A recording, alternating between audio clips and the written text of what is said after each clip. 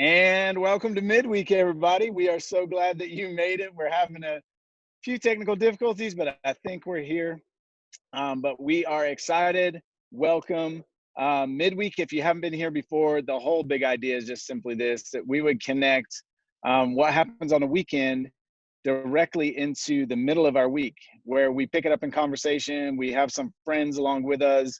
Normally, Owen and I are along for the ride, and Owen will be here tonight, and then we have some special people tonight, some special people. But before we get to that, just kind of catching you up, if you haven't been around on a weekend, especially the last 2 weeks, we're in a series we're calling Road Trip. And Road Trip is really just, we're getting to the end of summer. It's an end of summer road trip, but it's really intentional to set us up for the fall.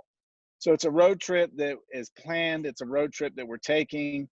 And hopefully the heart of it is that by the time we get done with this road trip, we'll be set up to lean into the fall in the best way possible. And so week one, we just talked about what's your source, because what you desire, you will find a source for. And then what that source is will determine your outcome. And so we just talked about specifically what is the outcome you're looking for, and you can relate that to your source. Then this past week, if you missed it, you've got to go back. You've got to listen to Pastor Ron's message on friendship. It was unbelievable and connected dots of who do you need in your life. And the big idea was this: who's in your car? On a road trip, who is in your car probably determines the outcome and what's going to go on and how that road trip's going to happen. So on that road trip, who's in your car, the road trip of life, who's along with you? Ron talked specifically about 4 different kinds of friends. You can go back and check that out and get more information on that. But tonight, we are going to we are going to hang out with a few people that, friends is a strong word. No, I'm just kidding. We're going to hang out with some friends, and we have some people with us that will make you laugh. They may make you cry. I don't know. But they will for sure make you think about who's in your life. And so we have tonight, right here, right now, none other than these two, Bob and Ben. Here we go. How are we, gentlemen? They're all muted because we had to mute them to start. There we go. Doing good. Happy to be here. Well-oiled machine. How's it going, y'all? You guys, thanks for jumping on. It's going to be fun. We've been trying to get you guys forever, and it just happened to work out that we got you today. And so we're stoked about that. Anything for you, John. Bob, do me a favor, because I think it's important and it's something people don't hear about a lot. So midweek, obviously Wednesday night, you normally have something Wednesday night. You've been doing it for a while. You want to share a little bit on that before we dive into other stuff? Yeah, for sure. We, a lot of you know that we got involved in recovery ministry years ago. I'd say probably 4 or 5 years ago. Earl McCrae is running it, but one of the recovery homes is not allowed to. So they all come to my house Wednesday night. So there's 20 to 25 guys at my house every Wednesday. So we're just doing a Bible study with them, and it's been amazing, and it's fun. So. And that's even grown, right? You said it had grown over, like it started just one, and you're in multiple spaces, and even have women's Bible studies now, right? There was originally, in the first group that met at my house, there was 6 people. Now on Wednesday night, there's around 60 guys, but at different homes. And I want to say there's like 15 to 20 women. And those are all people that have struggled with addiction or, something similar. So it's good. That's awesome. I think for me, like, just, I've obviously been your buddy for a while, and we get to chat, and I hear about what's going on, and you're always telling me how real their faith is. And I think that's one of my favorite things you always hear out of that, is how real they are with each other, and tonight we're going to talk about friendship. I think that's such an important part to the whole thing. But Ben, how are you? How's life? You're married. Oh, yeah. Congratulations. Thank you. But so what have you been up to? How has life been treating you? Man, I keep waiting for the good times to end. It's just been such a blessing. The marriage, the honeymoon, newlyweds. I don't even think the words can put it in to what a blessing it's been the last season of my life with Piper and everything. So it's been great. So Ben, have you guys had your first fight yet? No, man, we really don't fight a lot. She's told me I was wrong a few times, but she always says it in such a nice way. We really do communicate great. We've had disagreements, but they haven't turned into fights. So Ben is living out what it means to marry up. Yeah, absolutely. In the South, we call it out kicking your coverage. So I'm learning pretty quick. SAN, smile and nod, and so far that's going really well. That's why you haven't had any fights yet. If you just agree with whatever, it's like, yep. That's perfect. Good strategy, Ben. So the real question though were you right? Was I? No comment. Oh man, so good. John, okay, Owen, go ahead. I was going to say this because you talked about road trip up at the top. This actually reminds me of a road trip. We were talking about this before we jumped on. So the four of us, plus, bless her heart, Hannah Bleckley somehow. We were talking about in the fall, we went out to California to check out some life group stuff. And it was just a hilarious trip. I mean, we laughed so hard, had great conversations. So it just kind of the road trip and friendship thing. I feel that, especially about who's in your car. I remember being the worst influence on John ever because every gas station we stopped, I talked him into buying a donut. Like on the way back from Cali, we probably had like 8 donuts and 3 bags of Cheetos. And John's a, healthy eater, treats his body right. And I would be that bad influence, like, come on, John, filling up for gas. Let's stop. Let's get one more donut. Maybe this donut will be better than the last one. So John was not the best influence either. I don't think we passed by one Starbucks without stopping. Yeah, it took us about 3 days to get out to California. The only thing missing, Owen, in that trip was us eating Burger King in the van. See, I tried. Yeah, what happened to Burger King?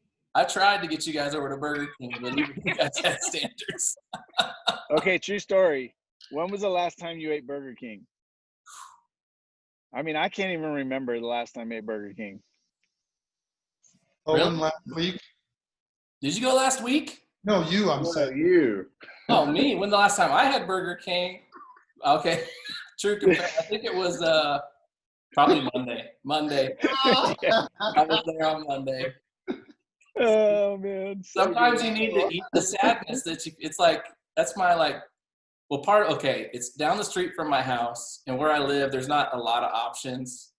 And so it's like, it's there. It's a way to get out of the house.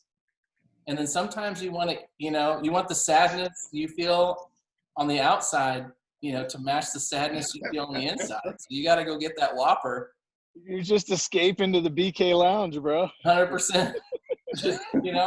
And then it's like, all right, do I add cheese? That's a level of sadness.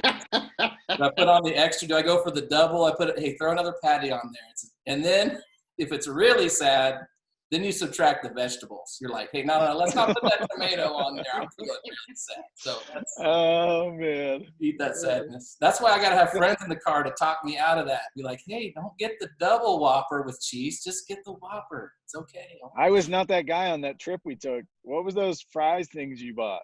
The hot fry?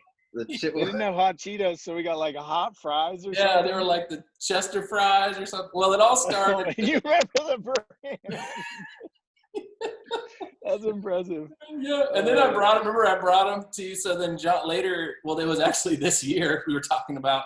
John and I went up to Michigan to check out a couple ministries for some ideas for Prescott Valley, which you will see the results of that trip, you guys, later on. And so I actually brought some snacks for John on that trip because I knew I needed to still be a bad influence on him. So on the plane out there, I broke out a bag of those Chester fries. And they came in handy after we ate at this place called Olga's. And she had a secret sauce. Yeah. No. Yep. Don't have find yourself in Michigan. Don't go to Olga's. That's all I got for you.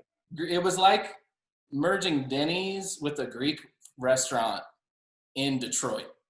Just not a good. You don't want to eat at Greek Denny's in Detroit. Not good. So I'm not the person you want on your road trip. I think that's what we're learning from You know, speaking of that road trip, Ben, you have been on staff how many days? Was that your first day? It was like my first or second day. So I got thrown into the fire, but really it was a blessing. Cause with the church our size and the different ministries, it's really hard to see some guys. And so to get that screen time with you and Owen and, you know, Bob hasn't stopped the screen time, but with you guys, it really was. I look back on that, and that would have taken months to spend that kind of time with you guys. So I really nervous, man. That first day you got in the van, we're all in this minivan together, and it was like the most uncomfortable because Bob cheaped out. He's like, "You gotta save money for life groups. Cheapest car we can." Like, thanks. Well, I remember. You were scared because you're like, I got all these pastors. I'm trapped in this van with all these pastors. I just got hired for my job. You're getting nervous. Yeah, well, you know, it's my first year in ministry, but when I pull up, you have the straight brim hat and the sunglasses, and I was like, oh, this dude's pretty cool. I was like, this is probably gonna work out all right. I love you, man. You're a good judge of character, definitely. Okay, so I got a question for you guys. This is to take it, we talking about friendship and this road trip. I think the road trip analogy, I love it so much. It's perfect because you do think about who's in your car and they do influence you, you know, in the direction you take. You got people wanting you to stop for gas station sushi and you're like, no. But, so let me ask you, or you should say no. Okay, but here, to take it the other direction for a second. This is a kind of a serious question. When is a time in your life when you think you felt the most alone? The opposite of having friendship, opposite of having people in your car. I know I dropped a serious one on you, but yeah, that was pretty quick, Owen. I know. That's what I did. We just went from talking about Chester's hot fries to so tell us your gas station most sushi to yeah, exactly. Tell us a sad, and maybe it was when you were eating those Chester's hot fries. That was your saddest moment, and you felt most alone. I don't know.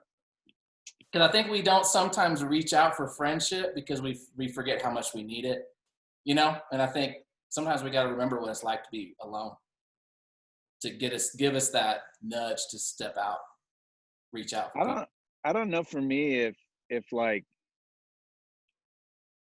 if I've ever had like when I think of alone, I think of isolated, and I don't think I've had that moment of isolation, but I've had that moment of isolation in the circle that I'm in.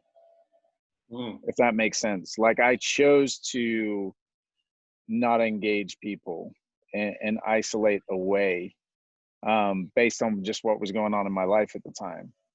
And so, yeah, I don't know that the alone was because I was alone. I think it was more a choice that I'd made to isolate and be alone, which for different reasons then forced me to reach out from a different perspective to new people, so to speak. Yeah, because you can definitely be around people and still be alone, right? Mm-hmm. I mean, you can choose to isolate yourself even if you got people all around you. Sure. I would say even in my early 20s and still being an athlete at that time, I had a lot of friends through that, but I purposely barred anybody from getting close to me. So from everybody's visual, they would have said, oh man, Bob's got everyone around him, but I had purposely kept people at arm's length because I wasn't living the way I know God wanted me to live. So it's like, I don't want anyone telling me anything right now. So I'm not going to go deep with anybody, but I'll have a lot of everybody. So. Yeah, John made me think of mine. A few years ago, kitchen manager at a restaurant, you know, working 6 days, 65 plus hours, and you're around a lot of people. You have a whole kitchen staff, you're there, restaurant guests, you know them as regulars. But that was probably the most alone time because you're surrounded all the time, but you don't have any genuine friendships. It was also at a time when I had turned away from the Lord, and it was your boy self-will run wild. So that in combination with being around people all the time, but not having any genuine friendships. That was the loneliest time of my life for those 2 years. Hmm. What caused a pivot in that, Ben, for you? God's mercy. It was a shift in my heart that, he had revealed himself to me 5 years ago, and I was trying to compartmentalize my walk in a lot of ways and surrender certain things and hold on to other things. And, I struggled with it for about 2 years, and I really can't pin the moment, but there was a day I woke up and it just didn't feel right. And there was just a shift in my heart. Hmm. That's awesome. Yeah, I think the loneliest you could possibly be, at least this is me, like I think about times where I'm with people that I'm supposed to be close to, that like I'm supposed to love and are supposed to love me, but they don't know me. Mm. And you just have that feeling of like, man, if these people don't know me, then man, I am alone, right? It's not like random strangers. It's not people from work. It's like, man, these are people that have been through my whole life with me, and they don't know me. And that's devastating, that level of aloneness. I worry about people in our church family living like that. I think that's something where I don't know if it's our culture that just we want to be individuals. We keep people at arm's length, and I think even Christians, I don't know what you guys think. I feel like we're thirsty and hungry, like spiritually, and we go to learning. We're like, man, I need another book. I need another class. I need another Sunday. I need another sermon. When it's really like what you're thirsty for is that deep connection, which is friendship with God, friendship with other people. And that's why I love like life groups that we do. Like we emphasize that so strongly. So I think it's like, I don't know, you guys would agree with me, but I think it's probably the number one problem we have is just people being alone, even in a crowd, even when you got people in your house with you, just being alone. And I would say that even in our current situation with COVID, it led to even more isolated feeling, because now a few people that you might have been really tight with, you were pushed away from for a period of time, and you kind of sat down in that and got comfortable. Yeah. Owen, back to you. When I think of Sundays and you see those people once a week, it's kind of like Facebook friends. It's just everybody's best foot forward. Everything's always going great. It's always the good. And I think that's why I like life groups so much, because it's intentional questions and like accelerated growth and almost happiness and becoming vulnerable and sharing stuff with a group of people that you're just not going to share on a Sunday in an hour in that type of atmosphere in those larger crowds. And so I think that's why life groups are so successful and why I'm drawn to it. Well, I think you hit on something too, where I think between a Sunday that can feel like you're connected to people, but in reality, we see it because we're there, when things are like they were pre-COVID, you're there for services and you see people come in and go out, and there's probably 20% that actually stay and connect with people. And 80% are in the door, out the door, pick up their kids, get in the car. They were late getting to the campus, and yet if you ask them, they feel like they were connected because they were in a crowd. Mm-hmm. And then during the week, it's social media, it's all these different ways, whether it be, I'm connected to this group and it's virtually, and that has merit. But I think like you're saying, there is something to when I put myself in a position where somebody in person could ask me, how are you doing? And not take the, hey, I'm fine. And that's good because you got to get in service, right? But it's no, we got 2 hours. Like, how you doing? It's a totally different and to make yourself vulnerable, I think that's something that there's a fear to it. And so, you lean into isolation to avoid the fear of actually being open and honest. But what you get robbed of in the process is you end up, being alone, and like Ron was talking about this weekend of the two being better than one, and the different, realities of what friendship brings. It's just interesting that we've supplemented friendships for these kind of moments of friendship, connection points, but not real. There's no depth to it. When that storm comes, you see that storm that's coming? It's like supposed to be 115 miles an hour when it hits the shore now in Louisiana. Yeah. When that comes and you've only got connections in your life, so to speak, that are shallow, you're not withholding that storm. And I think that COVID has highlighted majorly for people, like you're saying, Bob. It's highlighted some cracks that were already there, those roots that hadn't been planted. And I mean, we're all seeing it where, man, I never thought that person would end up thinking that, and they do, and they're acting on it. And so, well, even to go on to that, it's like the people that got isolated during that time, and some for very good reasons, they were saying, especially dealing with the guys in recovery, the amount of relapse and overdose during this time has skyrocketed to figures they never knew could happen. So that loneliness played out in really awful ways, and I would say even people out of addiction, they were saying that divorce rates went up, child abuse went up, all these things. So that isolation from other people led to a lot of negative behaviors.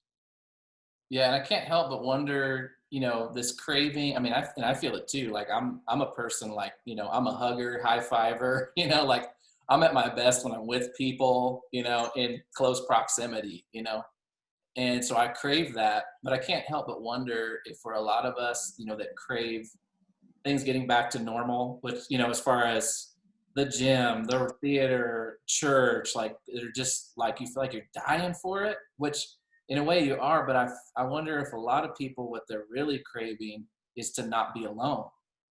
And we forget that just stepping into a Sunday is going to make you feel good for about 15 minutes until you have that feeling of being in a crowd and being alone. Like what you really are craving is connection and friendship, and I feel like, so I worry about people like putting all their hopes on, man, when we get back together, it's going to solve, I'm going to feel good again. And it's like, I hope we don't miss that. Like what you're really craving is deep, people knowing you for who you are, long-term friendship, Well, I would say even with church starting up right now, we're craving that. And I agree with 100%. I mean, I can't wait to get back in a building with everybody I love.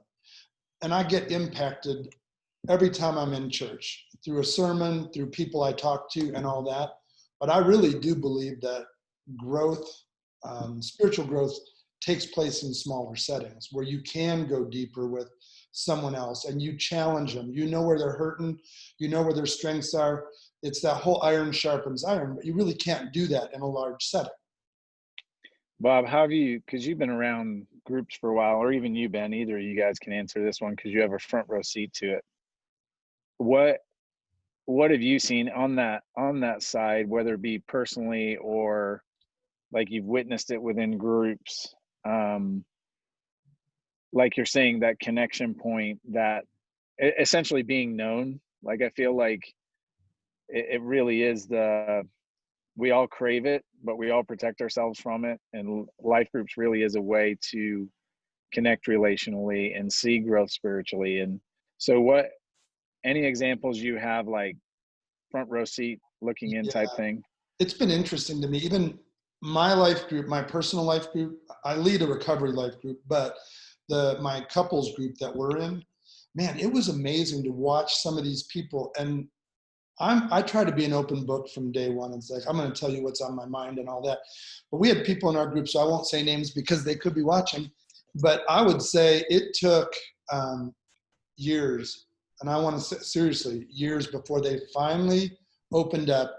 And then once they did, taken that off their shoulders and being able to have other Christians carry the burdens with them and bring it to Christ. But at the same time, it's like, man, once they experience that, they can't go back. So even during the COVID thing, I know from a church's perspective, we had stopped groups right away. My group wouldn't. So what we did is we tailgated. We did a tailgate party somewhere, and That's we all awesome. stayed at the back of our vehicles, and we did all that stuff. But we didn't give up meeting together because they found such a benefit in the community part of it that, especially at that point, we can't be without. But we were afraid, especially in the beginning. It was like, well, let's just all keep our distance till we figure out, but we didn't miss it at all. We kept going. So Ben, I That's wonder, with your experience, like you talked about that season, working in that kitchen, feeling alone in a whole crew of people, and then now the perspective you have, I wonder what you would say to someone who's like on the fence about jumping into something like a life group, which is honestly really scary. I mean, let's just be real for a second. You're like, I'm going to go to some person's house and we're going to like talk about our feelings or whatever, and they're like, I don't know about that. So, but Especially for an introvert. oh yeah. Well, Amen. so you've experienced what, that side of things too. And I wonder what you say to someone. Yeah, the initial commitment's hard, and even when you're in it and established, if I'm being honest, there's days before it starts where I don't want to do it, and I lead it, and it's just like you'll wake up that day and you're just, I don't want to gather, I don't want to do this, and I always compare it to stuff I know. So like going to the gym, I feel that way most days I go to the gym. I don't want to, but once I get there and I do it, every time I'm thankful for the workout and I'm thankful for the life group. It's just like that little voice of selfishness or weariness or just try to talk you out of it. But I would say in 2020, with the speed at which our lives go, you have to be intentional with how you're going to meet with like-minded brothers and sisters in Christ. And if you don't have that intentionality, I always say, like, I have a lot of good ideas, but a lot of them don't get carried out because I'm not intentional about wanting to do those things, whether it's personal gain in my private life or whatever. And so that's why we have you come and sign up. That's why we have you go to these classes, do this training. And we do those things because we want it to be an intentional commitment that you see, and then that to me is where we see that growth. And you'll still have days where you don't want to show up, but I haven't ever regretted one, I'll tell you that. That's awesome. What do you see as the biggest like barriers to people stepping into life groups? Do you see a consistency? Like, is it fear of sitting with people they don't know? Is it like, is there anything that you see that you could encourage somebody who may be sitting here going, I love what you guys are saying, but I don't know? I would say one of the real common things is they have a misconception of what they think it's going to be like. So they come in, and they're thinking, okay, is everyone going to jump right in my life? Are we just pulling out a Bible the whole time? We don't even talk to each other. Is the food going to be good? Is whatever it is, but they have all these different things they're coming in with, misconceptions or preconceptions of what they think life group is. And usually they all get washed away the first night, Plus, I might not like the people in there. Yeah. I tried a life group, but then it was Bob's life group. I had to leave. It was too. Yeah, I agree with that. And then, also people think they're too busy. They just can't fit that into their week. And then I think sometimes it's a reflection inward of, what am I focusing on? Do my words of what I say I want to do reflect my actions? And if they don't, and sometimes it has to be a real question if it's something that's that important to you, and growth and scriptures just has multiple points of how important it is, then, are we willing to make that jump or leap into it? But it is hard, it is uncomfortable. You're going to be vulnerable. But God, one of his names is the God a comforter. Well, we can't be comforted if we're always comfortable. So you gotta put yourself in uncomfortable situations for a time. I would say this too, you're asking that thing. It was interesting to me heading into my first life group and not knowing what was going to happen. And then seeing the results of it, like to even be able to do recovery ministry, I don't know that that would have ever happened without my life group. First of all, their encouragement, and then challenging me, and then praying for me. So anything that came out of it, they were a big part of the things that have happened ministry-wise in my life too. So I think it preps people to be active and to be there with Christ. Because in a group, we obviously push relationships because it's so key, but we equally push Bible study and then equally push the idea of being Christ to others. So whether you do that individually or as your group, man, it does, like Ben said, it kind of challenges you and pushes you out there. So it's a great thing, but it can be uncomfortable.